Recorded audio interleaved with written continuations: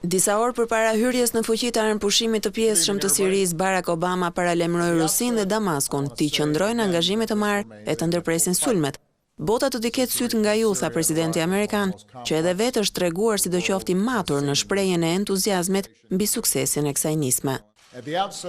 Edhe në rrethanat më të mira të mundshme, ne sërish nuk presim që dhuna të marrë fund menjëherë. Në fakt kemi një lloj bindjeje se luftimet do të ketë akoma, veçanërisht nga militantët e ISIS-it që nuk është kalifat, por një qerthull krimi. Më herët ministri i jashtëm rus Sergej Lavrov tha se shpreson që të jetë Amerika ajo që do ta respektojë armëpushimin. Arsyeja e paralajmërimit të dërguar në mënyrë të veçantë Moskës dhe Damaskut i detyrohet faktit që zyrtarët amerikan nuk e përjashtojnë mundësinë e një shkeljeje të pushimzjarrit nga forcat ruse dhe ato siriane.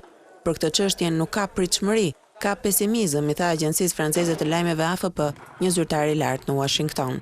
Komendet e Obamës erdhën pak pasi i dërguari i posaçëm i OKB-s për Sirinë, Staffan de Mistura, e përshkroi të premten si ditë vendimtare për krizën siriane.